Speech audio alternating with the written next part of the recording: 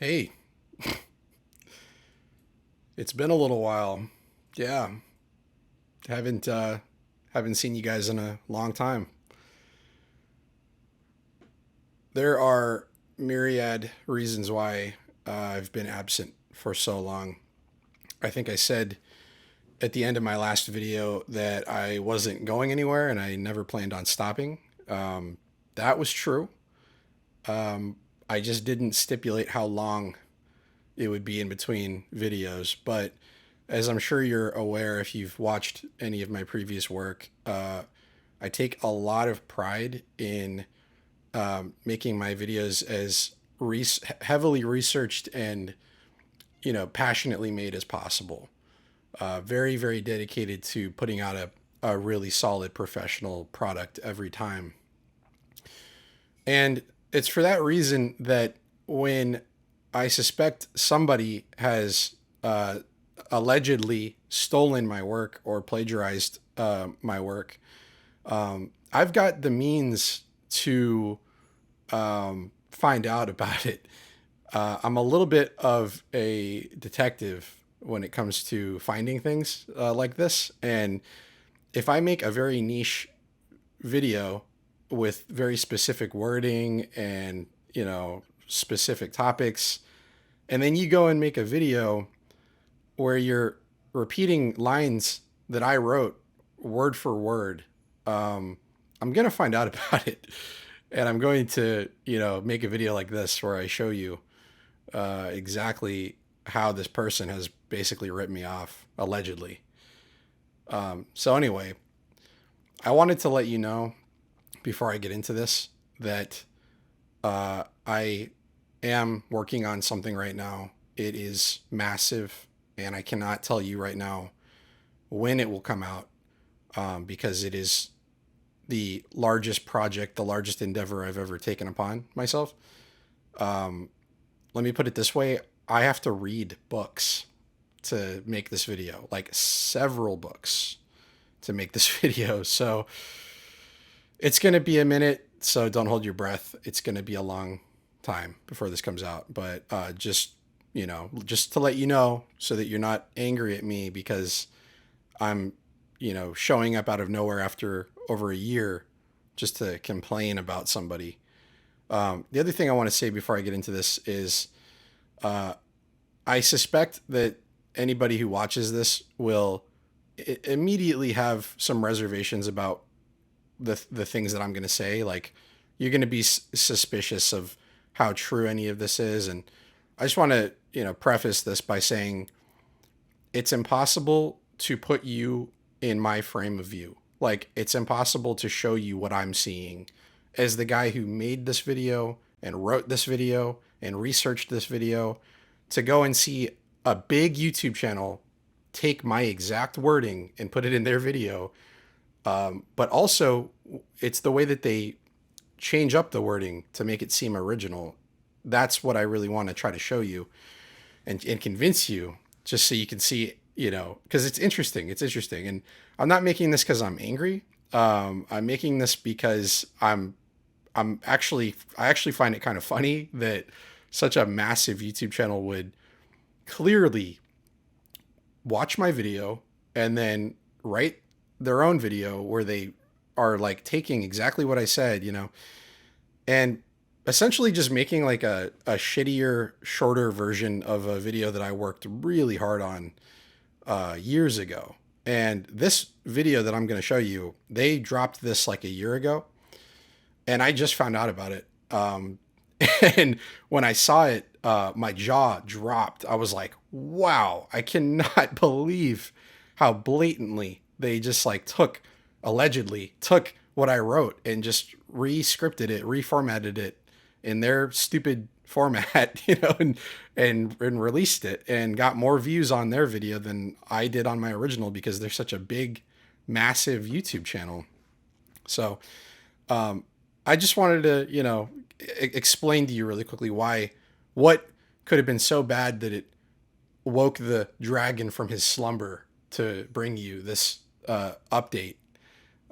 But yes, we're going to get into it. So the video in question my original video was the one I did on the movie Mirror Mask, which is one of my favorite movies. And I did this really, and I was like, I'm not kidding. Like literally, I was like the first person on YouTube to really talk about this movie.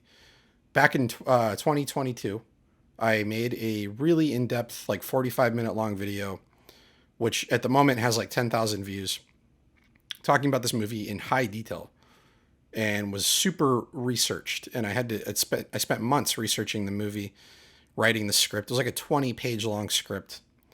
Yeah, so I just out of curiosity, I just wanted to see, you know, had anybody else done any videos on it recently on the movie. So I find Joe Blow they have a second channel called Joe Blow Originals that are all narrated by this woman. I don't know her name. Well, I was like, okay, I'm curious to see this like 12-minute video that they released. So I start watching it, and yeah, like not only is she like verbatim saying things exactly the way I did, word for word, but it's also the way they organized the video, the way they talk about like who was involved, the plot, and then like how she personally feels about the movie not being widely recognized. And all of that is like suspiciously exactly the same as the things I said. And it's so weird that like, not only is she saying things word for word exactly the way I did, but it's also in the way that she has these like organic ideas that are just exactly the same as the ones I had. Like, you know, ideas that, you know, could only really come from one person, really, like completely organic ideas that she's just saying the same thing, has the same exact thoughts and ruminations about, you know, the character development and like the intentionality behind the characters and such, right? Just to be completely clear, I released my Mirror Mask video in October 2021, and Joe Blow released their video in March 2022. I also want to point out that my video received over 10,000 views and was popular enough that the creator of Mirror Mask, Neil Gaiman, reblogged my video on his Tumblr. So it was a fairly popular video that did the rounds. And so I would assume that in researching their video, Joe Blow definitely stumbled upon mine, because at the time it was the only video on YouTube talking about Mirror Mask. So you can imagine how when they were researching Mirror Mask, they probably looked up videos on YouTube and they saw mine. So anyway, without further ado, I've clipped together, and you'll see that I've clipped together things that I said, and then things that she said, and then things that I said, and things that she said. So I'm going to switch cameras here, and we'll get into it here. All right, so you see my Premiere open here, and I thought it best just to show you this in Premiere, just to make things easier. And I've clipped together clips from my video and clips from their video. And I don't want to get... how ironic would it be if they copyright claimed me for a video that they are allegedly ripping off from me? So I'm going to pause frequently so that they don't have any chance of doing that. Over the years, the two Jim Henson films, The Dark Crystal and Labyrinth, have garnered an absolutely massive cult following, and for good reason. These are two incredible fantasy films that paved the way for hundreds of other movies to come, and Mirror Mask was meant to be the third, the final film that Henson fans would place on their shelf to complete the trilogy. I want to show enough people why I love this film and why it deserves to sit on shelves next to The Dark Crystal and Labyrinth. Mirror Mask would be right at home on a shelf next to Labyrinth and Dark Crystal. Okay, so right off the bat, you're probably like, oh, brother, you know, who cares? Okay, but look, think about the fact that like I repeatedly said this movie belongs on a shelf next to Dark Crystal and Labyrinth. And then like the first thing that she says in their video, in the Joe Blow video, is this movie could be on a shelf next to Dark Crystal and Labyrinth. You see what I'm saying? It's like, that's so bizarre that she would use the word shelf. And that's how a lot of this clipping will be. It's like, that word, why did you use that word particularly out of anything you could have said, right? But then there's some more like egregious examples that I'll show you as well. So let's keep going. This film was directly inspired by and was meant to be a modern retelling of pretty much the same plot as Labyrinth, with a much more mature and serious tone. You could almost say that this movie mirrors Labyrinth. There are some similarities that came from Labyrinth, which both Gaiman and McKean make no qualms about. Mirror Mask, in a way, is the dark reflection of Labyrinth. Again, no pun intended. Bruh. Bruh. I said this movie mirrors Labyrinth. And then she goes, this movie is a dark reflection of Labyrinth. Like, come on, man. Are you serious? Like, she literally literally took my exact wording and like changed the wording. Like, she took exactly what I said and just changed the wording. But like, she took exactly what I said and changed it and copied it. The initial screenplay for Mirror Mask was written by Dave McKean and Neil Gaiman in Jim Henson's living room over the course of 2 weeks. Dave and Neil were initially contacted by Lisa Henson about possibly writing and directing a new film in the same vein as The Dark Crystal and Labyrinth. The two had by this point written several graphic novels together and had worked on dozens of projects together, including short films and music videos. Initially, the Jim Henson Company wanted both of them on the project for this reason. The two would eventually sign onto the project, with Gaiman as the lead writer and McKean as director, although they would both play big roles in both writing and directing, with McKean later... Lisa Henson, Jim's daughter and CEO of the Jim Henson Company, contacted Neil Gaiman about interest in writing the film and working with Dave McKean on the project. The reason I'm putting this part in is she didn't like copy exactly what I said word for word, but it's just, I wanted to show you like how they copied like exactly the layout of my video script, like the way that I described like how the movie was made, how they originally contacted the writers to get the movie into production. So that's the whole point of this part. I'll show you some more egregious mimicry in a little bit, but I just wanted you to see like how they kind of copied like the way I addressed like how the movie was sort of set up to be made and all of that. McKean had done some short films as well as collaborated with Gaiman on previous work, including a number of comics. The two agreed and began working at the Hensons' home on ideas. It tells her that her mother is having surgery that night. It's never directly stated in the film, but it's heavily implied that her mother has cancer. One day, she gets the news that they plan to operate on her mother. It's highly implied she has some sort of cancer. Okay. So you just heard how she like said exactly what I said word for word. But I also just want to point out something. It is never said in the movie that her mother has cancer. That was something that I personally assumed. That was something that I personally deduced. It's never suggested in the movie that she has cancer. It's never contextually anything. Nothing. There's no mention of cancer in this movie. I said that. That was my assumption. The fact that she said exactly what I said about her having cancer, about the mother having cancer, I think that's like 100% undeniable proof that they watched my video. Okay? Because again, they never mention cancer in this movie. I assumed that her mom had cancer. That was like my personal insight. But it's heavily implied that her mother has cancer. It's highly implied she has some sort of cancer. I don't know what else to tell you. Like, that is so blatant to me. It's like word for word almost. He's absolutely fantastic in this role, and he plays the part using his natural, thick Irish brogue. Jason Barry plays this role with his native Irish brogue. Okay. So let me address this part. Okay. Again, word for word, taking what I wrote. Again, my video came out a year before theirs. Just wanted to clarify that. But okay. The word brogue is a very niche, kind of random, kind of not commonly used word. Okay. She could have said he played the role with his Irish accent, No, she said brogue. That's a very like, what are the odds that she would use the same word that I used? A word that like nobody really ever uses. It's not a common word that you throw around. Okay. That was like a creative decision on my part to use that terminology specifically to try to sound a little more, flavorful in my video. Right. And the fact that she used the exact same word on almost the same sentence, word for word, that shocked me when I heard that. I was like, you got to be kidding me, dude. Got to play that back again. Really fantastic in this role, and he plays the part using his natural, thick Irish brogue. Jason Barry plays this role with his native Irish brogue. What are the odds that she would say the same exact thing as me? The Queen of Shadows attempts to transform Helena into her daughter via the creepiest makeover imaginable. This part's great. Helena This is is great. Watch surrounded by this. several corpse-like clockwork automatons that begin transforming her into the Princess of Shadows while singing an incredibly eerie version of Close to You by Burt Bacharach. It's beautiful while at the same time very creepy and off-putting and just perfect.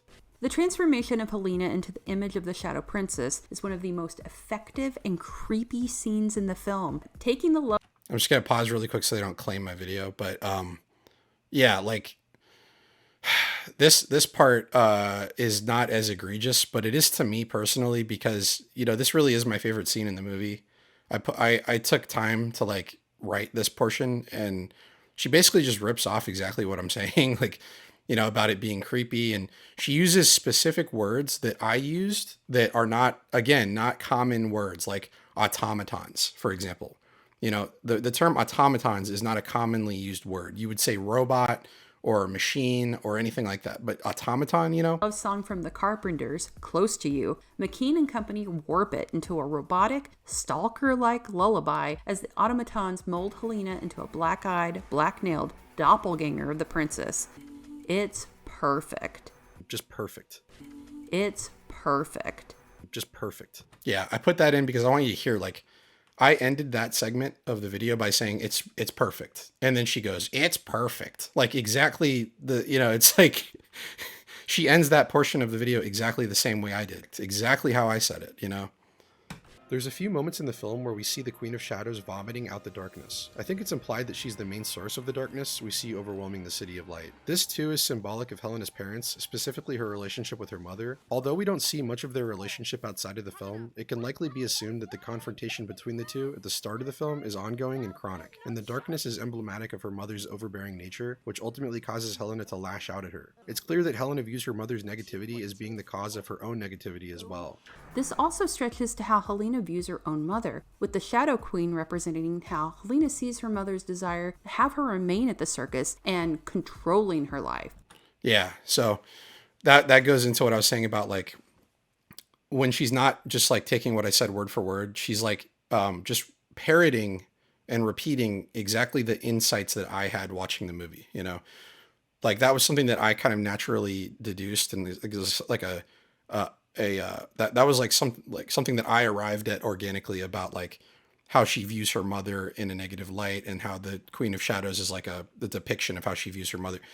She took that idea and just rewrote it, just another example of that happening in this Joe Blow video. And this is not everything. I didn't have the energy to go through every single little thing that they ripped off from me, allegedly. But it's the whole video. The whole 12-minute video is just like a shortened, truncated, crappier version of my, really well, in my opinion, well-made, hard, that took hard work to do video. And she has a couple original ideas in the Joe Blow video that were not from me. But like the foundation of the video, in my opinion, is mine, And so I very ignorantly did like look and check to see if they mentioned my name anywhere, and no, they didn't, of course not, And the last thing that I'll show you is just this comment I left on their video where I said, dang, can I at least get a writing credit on this video? You took lines from my video word for word. I guess I'm flattered that a big channel's ripping off one of my videos. Yeah, I mean, it's kind of flattering that like, and this isn't even their main channel. Joe Blow is a huge YouTube channel. This is just their second or one of their channels, Oh, okay, I think this is their main channel. I don't know. Anyway, they're a big channel. They're a big channel compared to me. I find it really disturbing when it's clear that there are businesses on YouTube, not YouTubers, but like businesses. These people are not here because they're passionate about making content. They're not here because they're passionate about making reviewing films. They don't care about films. They don't care about creativity. they are willing to step on little creators like me for profit. There's no passion involved in this, and so for someone like me who, you might wonder why do I not drop videos more often? Well, it's because I only make content if it's something that I really, really care about. Um, I'm kind of like JonTron a little bit, where it's like I'll come by every, like maybe I'll drop a video a year. I wish I had the energy to be a regular uploader, but what you'll find with YouTubers who upload regularly is that their content kind of sucks because they're not uploading because they want to. They're uploading because they feel obliged to. Like it's a financial incentive. They have to make money doing it. I think Joe Blow is a prime example of a channel that they're just in it for the money. They're just trying to make bank. And they got to upload a video every week, and they don't have any original ideas. Their creative tanks are completely dry because they have to constantly pump out this content. So what do? They go and they find little people like me who are actually creative, are actually passionate, and they just take our ideas, and don't credit us. And it's kind of shocking. And I don't have any way of proving any of this, and like, hopefully they don't see this video and try to do anything, because I'll probably lose, because I'm nobody. I don't have the ability to litigate or lawyer up or anything. Like, I can do nothing in this situation. And they'll probably even try to claim this video for using their footage, and this is all alleged. I want to reiterate that this is all alleged. And I'm not saying anything for a fact, blah, blah, blah, because, I can't afford to get, in trouble with these people. But yeah, this sucks. It kind of kills my soul, and there's a lot of other reasons why I haven't been on YouTube for a while. I haven't done any videos for a while because just got a lot going on, man. Just got like a lot of craziness in my life, and I want to make content, and I plan to make more, and I want it to be top-notch quality stuff, and that's why I'm willing to make you guys wait for more. But yeah, this just initially really infuriated me, but then it also kind of made me laugh. But I just wanted to share this with you guys because I just want people to know what's going on. And this is not the only situation I'm dealing with right now on YouTube. There's another situation that I'm dealing with. It's a whole nother can of worms. And I don't know if I'm even going to talk about it, frankly, because it's so infuriating. But it basically has to do with somebody giving me permission to use something in a video and then claiming my video after the fact, like years later. So I've been getting abused on YouTube, and this is just another example. My Mirror Mask video is not monetized. I didn't make a dime off of my Mirror Mask video, but Joe Blow did, right? Allegedly. So I'm not angry. Just want to reiterate that. Like, I'm trying to keep a good, calm attitude about this, because it's like, what do? I can't do anything. So I'll end it by saying that, yeah, I am working on something big. I didn't want to drop that, the cat's out of the bag, I guess. Now I didn't want to tell you guys I'm working on something, because I'm like, oh, now I'm on the clock. Don't rush me. It's coming. It's coming in a year. No, I don't know. It'll be here soon. I don't know. Let me know if I should do I started a little second channel, but I haven't done jack with it yet. If you guys want to see more of me, you just want to hear me talk or whatever, like, let me know, and I'd be happy to upload to that second channel, just some stupid stuff. We could just meme around, we can just whatever you want. I don't care. I want this channel to remain like the main, like, movie channel. And actually, I feel like I'm putting a black mark on this channel by uploading this, because I wanted my channel to just be like, here's a movie review, here's a movie analysis. I don't want videos like this to be on my main channel, but I just feel like with the 8K subs I have, like, this is the best way to get this information out there, So anyway, thank you for letting me rant, and thanks for listening to this. Hope you enjoyed it.